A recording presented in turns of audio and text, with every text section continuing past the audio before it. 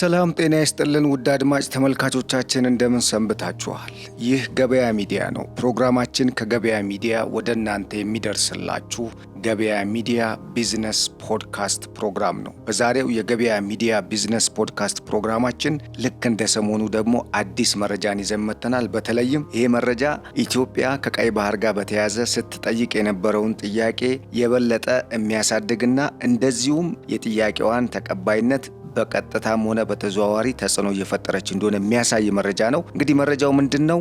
ምን ነገሮችን ነው የሚዳስሰው የሚለውን ነገር አብራችሁኝ ስትቆዩ የምትሰሙት ይሆናል። በተለይም ይሄ ዜና ከወደብ ጋር የተገናኘ ነው። ይህንን መረጃ በዝርዝር የምንነግራችሁ ይሆናል። አብራችሁን እንድትቆዩ በመጋበዝ በቆይታችሁ ታዲያ ገበያ ሚዲያን ሰብስክራይብ፣ ላይክ እና ሼር በማድረግ ቤተሰባዊነታችሁን እንድትገልጹ እየጋበዝኩኝ ወደ አዘጋጀነው መረጃ አሸጋግራለሁ።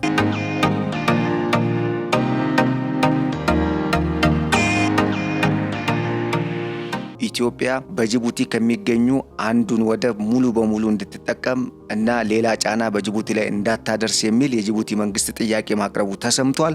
ጅቡቲ የታጁራ ወደብን ሙሉ በሙሉ ለኢትዮጵያ እሰጣለሁ የሚል ሐሳብ አቅርባለች። እኔ የተባለው እንግዲህ ይሄ ለአመታት ሲንከባለል የመጣ ጉዳይ እንደሆነም ነው መረጃ የሚያሳየው። ጅቡቲ በይፋ ኢትዮጵያ የታጁራን ወደብ 100% እንድታስተዳድር ፈቃዷ እንደሆነ አሳውቃለች ወይም መስጠቷን ገልጻለች። የጅቡቲ የውጭ ጉዳይ ሚኒስተር ይህን ሲያስታውቁ እንዴትና በምን ውል ኢትዮጵያ ወደቡን እንድታስተዳድር ጅቡቲ እንዳሰበች ያሉት ነገር ባይኖርም፣ ይሁንና ግን ኢትዮጵያ ሙሉ በሙሉ ወደቡን ማስተዳደር እንደምትችል የጅቡቲ መንግስት በፕሬዝዳንት ኢስማኤል ኡመር ጊሌ ፍቃድ መሰጠቱ ተገልጿል። ይሄም የሆነበት ምንድነው የሚለውን ጉዳይ ስንመለከት ኢትዮጵያና ጅቡቲ በጣም በብዙ መልኩ በንግድ የተሳሰሩ እንደሆነ ይታወቃል። በተለይም የጅቡቲ መንግስት የኢኮኖሚ መሰረት ኢትዮጵያ ነች ማለት ይቻላል። ምክንያቱም ኢትዮጵያ ኦልሞስት ጅቡቲ የሚያስፈልጋትን የግብርና ምርትም የሸቀጥ እንደዚሁም ሌሎችም አስፈላጊ የሆኑ የኢኮኖሚ ግብአት የሚሆኑ ምርቶችንም ጭምር ከኢትዮጵያ ነው የምታስገባው ጅቡቲ። ስለዚህ ኢትዮጵያ ለጅቡቲ የደም ስር ብንልም ማጋነን አይሆንም።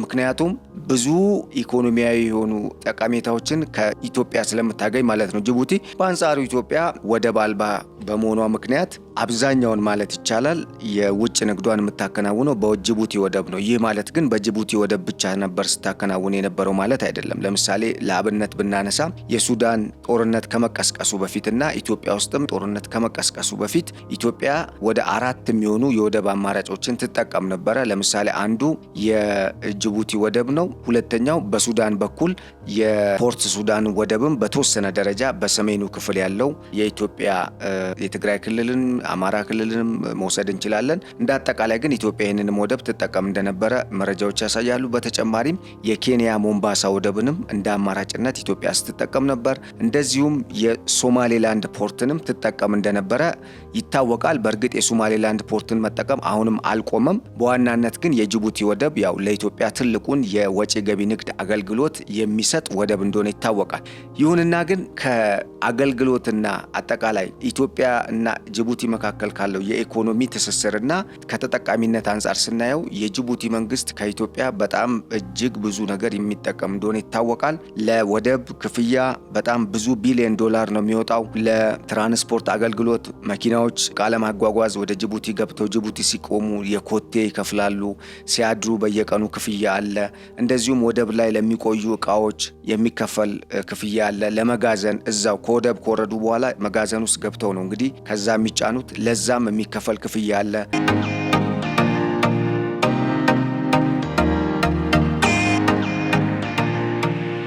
እንደዚሁም ለወደብ ማሳረፊያነት የሚከፈል ክፍያ አለ። ለወደብ አገልግሎት የሚከፈል ክፍያ አለ። ኢትዮጵያ ለዚህ ሁሉ ትከፍላለች። ስለዚህ ጅቡቲ ከዚህም እንደዚሁም ከኢትዮጵያ ወደ ራሱ ሀገር በምታስገባው የግብርና ምርትም ሆነ ሌሎች ሸቀጣሸቀጦች ጫትን ጨምሮ በጣም በርካታ ጥቅሞች ከኢትዮጵያ ታገኛለች። በሌላ አነጋገር ኢትዮጵያ የጅቡቲ መሰረት ነች። ጅቡቲ ያለ ኢትዮጵያ የለችም እንደማለት ነው። ምክንያቱም አብዛኛውን የአገር ውስጥ ፍጆታ ምርትም እንደዚሁም ለመንግስታዊ ተቋማት እንኳን የሚውሉ ከወረቀት ጭምር ከኢትዮጵያ የምታስገባበት ሁኔታ እንዳለ መረጃዎች ይጠቁማሉ።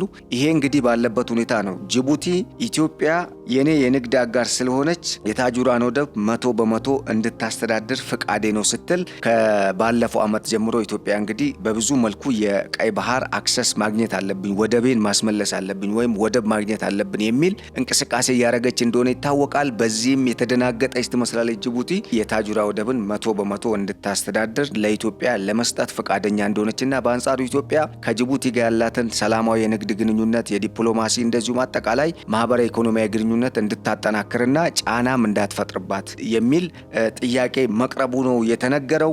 ይሄ ሲባል የጅቡቲ የውጭ ጉዳይ ሚኒስተር ከዚህ ቀደም ይህንን ሲያስታውቁ እንግዲህ ይሄ ጉዳይ እንደነገርኳችሁ ከአንድ ዓመት በፊት ምናልባትም ሁለተኛ ዓመቱ እየመጣ ነው፣ ሲንከባለል የመጣ ጉዳይ ነው ንግግሩ ማለት ነው።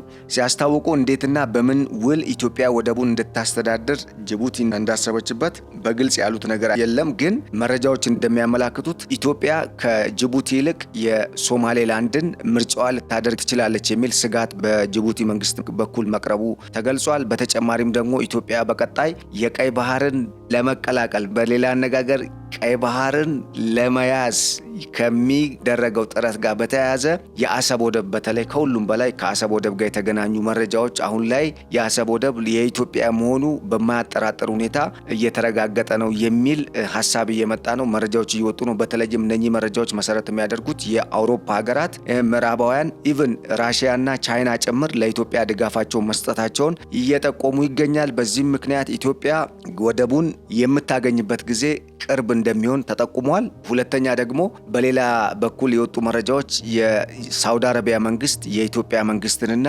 የኤርትራ መንግስትን በሚስጥር እያደራደረ እንደሆነና የኤርትራ መንግስት በሰላማዊ መንገድ ወደቡን ለኢትዮጵያ ሊሰጥ የሚችልበት ሁኔታ በሂደት ላይ እንደሆነ የተገለጸበት ሁኔታ አለ። ምን ያህል እውነት ነው በቀጣይ መንግስት በሚሰጠን መረጃ መግለጫ የምናረጋግጥ ይሆናል። ነገር ግን ይሄ መረጃ እንዳረጋገጠው፣ ምክንያቱም እኛ የምንጠቀመው መረጃ እውነተኛ መረጃ ነው፣ እንደሚታወቀው እንደ ሚዲያ ኃላፊነት ስላለብን ማለት ነው።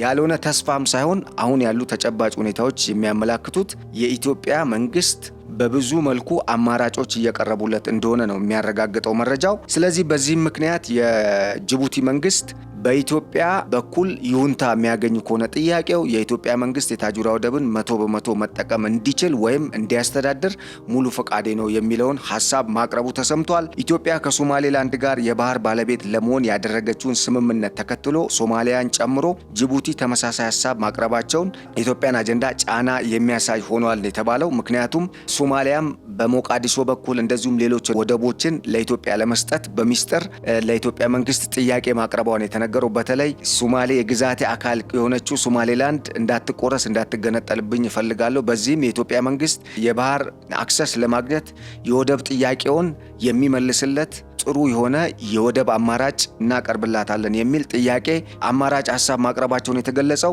ከዚህ ጋር በተያያዘ ነው እንግዲህ የጅቡቲ መንግስት አሁን በይፋ የታጁራን ወደብ የኢትዮጵያ መንግስት እንዲያስተዳድር፣ ከዚህ ቀደም የታጁራ ወደብ ላይ የኢትዮጵያ መንግስት አይጠቀምም ወይም ኢትዮጵያ ለውጭ ገቢ ንግዷ ምንም አትጠቀምም ማለት ግን አይደለም። ይህን ስላችሁ ምን ማለት ነው?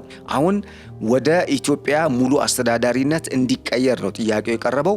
ጅቡቲ ቀደም ሲል ስምምነቱን መቃወሟ የሚታወስ ነው። እንግዲህ ኢትዮጵያ ከሶማሌላንድ ጋር ያደረገችውን ስምምነት ተከትሎ ጅቡቲ፣ ሶማሊያም እንደዚሁም ኤርትራም ግብጽም የሆነ አሊያንስ ለመፍጠር የሚያሳይ ነገር ተፈጥሮ ነበር። ነገር ግን የኢትዮጵያ ልኡካን ጅቡቲ ሄደው ከጅቡቲ መንግስት የበላይ አመራሮች ጋር ባደረጉት ንግግር ስምምነት ላይ ተደርሶ ኢትዮጵያ የጅቡቲን ጥቅም እንደማትጎዳና ኢትዮጵያና ጅቡቲ ሁልጊዜም አጋርነታቸው እንደሚቀጥል፣ ጅቡቲም የኢትዮጵያ መቼም የሁልጊዜ እውነተኛ አጋር እንደሆነች፣ ኢትዮጵያም የጅቡቲ የምንጊዜም አጋር እንደሆነች በመረጋገጡ ምክንያት ስምምነት ላይ ደርሰው የንግድ ሂደቱ መቀጠሉ ይታወቃል። አሁን ግን የበለጠ ኢትዮጵያን የንግድ አጋሬ አድርጌ መያዝ እፈልጋለሁ በሚል ሀሳብ እንግዲህ ጅቡቲን ጥያቄ ማቅረቧ ተሰምቷል። ከዚህ ቀደም እንደነገርኳችሁ በአፍሪካ ቀንድ የተነሳውን ውጥረት ለማርገብ ጅቡቲ ከወደቦቹ አንዱን ለኢትዮጵያ በቀጥታ እንድታስተዳድር ለማድረግ አማራጭ ማቅረቧ ይታወሳል። የውጭ ጉዳይ ሚኒስተሩ መሐሙድ አሊ ዩሱፍ ለቢቢሲ ከዚህ በፊት መናገራቸውን አይዘነጋም። ይሄንን ተከትሎም ነው እንግዲህ ይሄ መረጃ አሁን ላይ የወጣው። የውጭ ጉዳይ ሚኒስተሩ መሐሙድ አሊ ዩሱፍ ኢትዮጵያ የባህር መዳረሻ እንድታገኝ አንደኛውን የጅቡቲ ወደብ ሙሉ በሙሉ በሙሉ እንድታስተዳድር አማራጭ አቅርበናል ማለታቸውን ተከትሎ ከኢትዮጵያ ወገን ግን እስካሁን የተሰጠ ነገር የለም። ይሁንና ግን የኢትዮጵያ መንግስት ይህንን አማራጭ እንደሚቀበለው በርካቶች እየተናገሩ ነው የሚገኙት። ምክንያቱም የኢትዮጵያ መንግስት የሚቀበልበት መሰረታዊ ምክንያት የጅቡቲ አስፈላጊነትን ከግምት ውስጥ በማስገባት በተለይ ጅቡቲ አሁን ከ7 በላይ ዓለም አቀፍ መንግስታት የጦር ሰፈር እዛ አላቸው። የጅቡቲ አቀማመጥ በጣም ጂኦስትራቴጂካሊ ሲታይ በጣም ስትራቴጂክ ነው። ከዚህም በላይ በቀይ ባህር ያለውን የኢትዮጵያን ተጽዕኖ ፈጣሪነት ለመጨመርም ጅቡቲ እንደ አንድ አማራጭ ልትጠቀም የምችልበት ሁኔታ አለ። ይሁንና ግን ባህር አክሰስ ለማግኘት ወይም የባህር በር ለማግኘት የምንሄድበትን ርቀት ኢትዮጵያ በህጋዊ መንገድ በታሪክም በህግም የአሰብ ወደብ የሚገባት በመሆኑ የአሰብ ወደብን እንደምታገኝ የወጡ መረጃዎች ስላሉ እናም የአሰብ ወደብ ለኢትዮጵያ የሚገባም ስለሆነ የኢትዮጵያ መንግስት የጅቡቲን አጋርነት በማጠናከር ነገር ግን የአሰብን ጉዳይ በጣም አጠናክሮ ሊቀጥልበት እንደሚገባ ከዚህ ቀደምም አሁንም ምክረ ሀሳቦች እየቀረቡ ነው።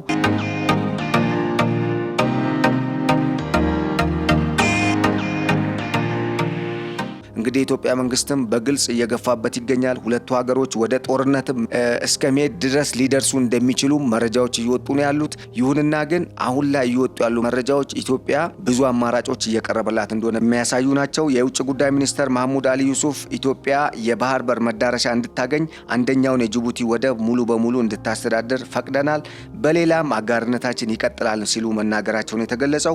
እንግዲህ የወደቡ ፍቃድ እንዳለ ሆኖ ኢትዮጵያ የባህር ጦር ማስፈርና መትከል ስለመቻሏ ግን የቀረበ ጉዳይ የለም። ምክንያቱም ብዙ የዓለም ሀገራት ቀደም ሲል እንደነገርኳችሁ ለአብነትም ፈረንሳይ ጅቡቲን እስካሁን በሞግዚትነት እንደምታስተዳድር ይታወቃል። በእጅ አዙር እዛ ጦር አላት። ቻይና የጦር ሰፈር አላት። አሜሪካ የጦር ሰፈር አላት። ብዙ ሀገራት እዚህ ቀጠና ውስጥ መስፈር የሚፈልጉ ወይም ጥቅማቸውን ማስጠበቅ የሚፈልጉ ሀገራት በጅቡቲ ዙሪያ ያንዣበቡ ፓትሮል እንደሚያደርጉ ይታወቃል። በዚህም ምክንያት የጦር ሰፈር እዛ ከትመው ቀጠናውን በአይነ ቁራኛ እንደሚከታተሉ ነው መረጃው የሚያሳየው። እንደዚሁም የባበል መንደብን የሁቲዎች እንቅስቃሴንም አጠቃላይ ቀይ ባህር መስመር ዓለም አቀፍ የንግድ መስመር ከመሆኑ ጋር በተያያዘ ትልቅ ትኩረት የሚሻ መንገድም ስለሆነ ያው ይህንን አካባቢ ይህንን ቀጠና ለመቆጣጠር እንዲያስችላቸው የጦር ሰፈር ከትመው እንደሚገኙ ይታወቃል። በተመሳሳይ ኢትዮጵያም ይሄ ወደብ ሲፈቀድላት የጦር ሰፈር እዛ ታቆማለች ወይም ትከትማለች ወይም ታቋቁማለች ወይ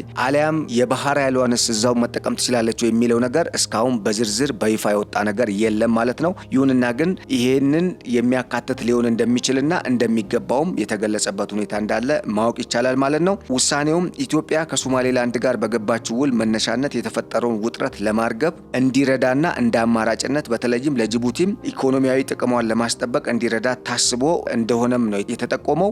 ጅቡቲ ባቀረበችው አማራጭ ሀሳብ ዙሪያ ከዚህ ቀደም ባለፈው ዓመት ማለት ነው ነሐሴ ወር ላይ መጀመሪያ ሳምንት ላይ በተካሄደው የቻይና አፍሪካ የመሪዎች ጉባኤ ላይ ሁለቱ መሪዎች ማለትም ጠቅላይ ሚኒስትር ዶክተር አብይና ፕሬዝዳንት ኢስማኤል ኡመር ጊሌ መነጋገራቸው ተገልጿል። የታጁራ ወደብ እንደሚታወቀው $90 ሚሊዮን በፈጀ ወጪ ከዚህ ቀደም ማሻሻያ ተደርጎበት ኢትዮጵያ ከ4 ዓመት በፊት መጠቀም እንደጀመረች በወቅቱ የሁለቱም ሀገራት የሚመለከታቸው ተቋማት ወይም ጉዳዩ የሚመለከታቸው አካላት በሰጡት መግለጫ መረዳት ተችሏል።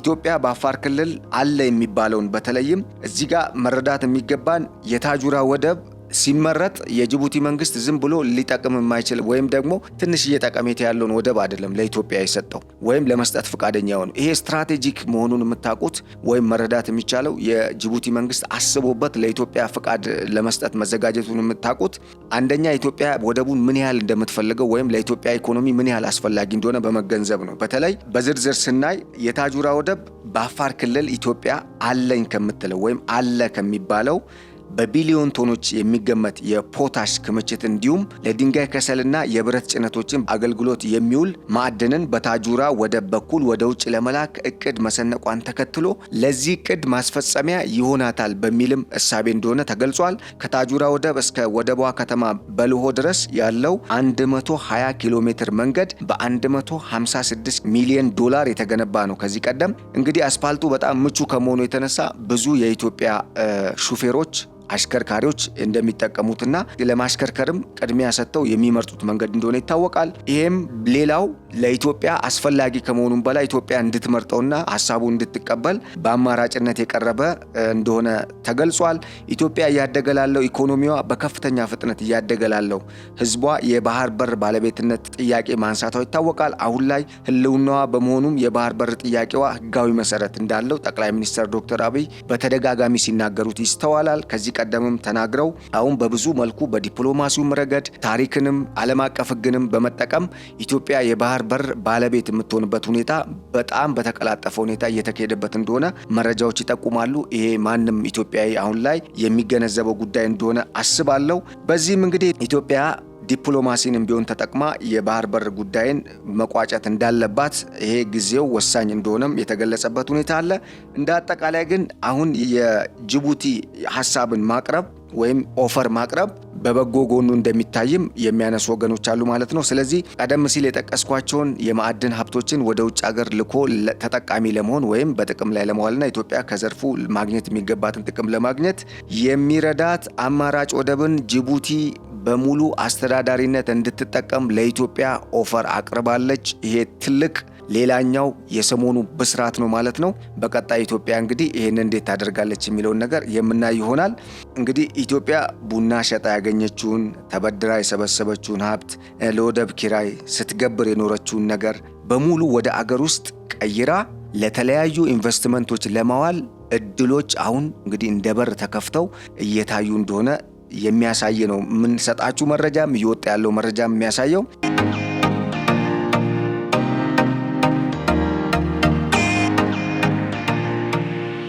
ዶክተር አብይ አህመድ ወደ ስልጣን በመጡ እንግዲህ የባህር በር ጉዳይ በአራተኛ ዓመታቸው ላይ ይፋ መሆኑ ይታወቃል። አሁን ላይ 7ኛ ዓመት ተቃርቧል። እንግዲህ በዚህ ጊዜ ኢትዮጵያ ኦልሞስት ከጥያቄ አልፋ የባህር በሩን ለማግኘት በመንደርደር ላይ መሆኗ ነው የሚታወቀው አሁን ያለው መረጃ።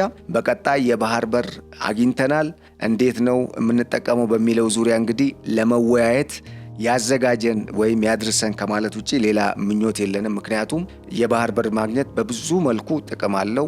በጣም በብዙ መልኩ ለአገር ኢኮኖሚ፣ ለወጣቶች የስራ እድል፣ ከባህር ውስጥ እና ከባህር ቀጠና አካባቢ ከሚገኙ ማዕድኖች አገሪቱን ተጠቃሚ ለማድረግ፣ ከአሳ ምርት ለመጠቀም፣ የባህር ላይ ትራንስፖርትን ለመስጠት፣ ከወደብ ኪራይ፣ ከቀደም ሲል እንደነገርኳችሁ ከመጋዘን አጠቃላይ እንደዚሁም ለማጓጓዣ ከሚከፈለው ኪራይ ነፃ ለመሆንና እንደዚሁም የራስን የውሃ ምርምርም ለማድረግ እንደዚሁም ለዜጎች ብዙ የንግድና የሥራ አማራጮችን ለመፍጠር ታክስና ቀረጥንም ለነጋዴዎች ይቀንሳል። በነገራችን ላይ አሁን ላይ ኢትዮጵያ ውስጥ ያለው ከፍተኛ ታክስ ዝም ብሎ የመጣ አይደለም። ምክንያቱም ኢትዮጵያ እዛ ጋር ለወደብ ትከፍላለች። ሀገሪቱ በስምምነት ነው ወደብን የምትጠቀመው። ለወደብ ተከፍሎ የሚገባ ዕቃ አገር ውስጥም እንግዲህ ሌላ ታክስ ሲጨመርበት ዋጋው እንደሚጨምር ግልጽ ነው። ስለዚህ እንደዚህ አይነት ባሪየርሶች ወይም ይሄ ቢሮክራቲክ የሆኑ ለአሰራር የማይመቹ ጉዳዮችም የሚቀረፉ ነው የሚሆነው።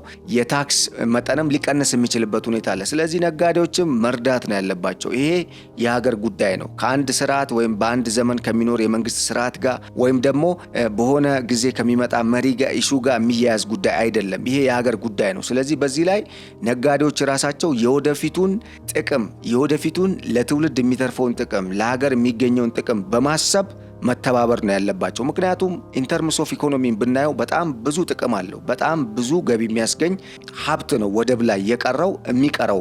ስለዚህ ይህንን ለማስቀረትና ከዚህ ሀብት ኢትዮጵያ ተጠቃሚ እንድትሆን ህዝቡም ተጠቃሚ እንዲሆን በተለይ ደግሞ የወደፊት እድገታችንንም ያማከለ የበጀት አቅም እንዲኖረን በቀጠናው ላይ ያለንን ሁለንተናዊ ተቀባይነትና ተጽዕኖ የመፍጠር አቅማችንንም ለመጨመር እንደዚሁም ታሪካዊ ጠላት የሚባሉ የአባይ ግድብን እንዳይገደብ ከአባይ ወንዝ ኢትዮጵያ እንዳትጠቀም በሀገሪቱ ውስጥ ደግሞ የተለያዩ ወንዞችን እንደዚሁም ሌሎች ማዕድናትን አውጥታ እንዳትጠቀም ለተለያዩ ግሩፖች ወይም ቡድኖች ፖለቲካዊ ቡድኖች አጀንዳን እየፈበረኩ እየሰጡ ለኢትዮጵያ እክል የሚሆኑ ኃይሎችን ለመግታት የሚያስችል አቅም ለመፍጠር ኢትዮጵያ በበጀት በኢኮኖሚ ጠንካራ ሆና መገኘት አለባት። ይሄን ለማድረግ ደግሞ የባህር በር በጣም አስፈላጊ ነው። እዚህ ላይ ማንም ወደ ኋላ የሚል አይመስለኝም።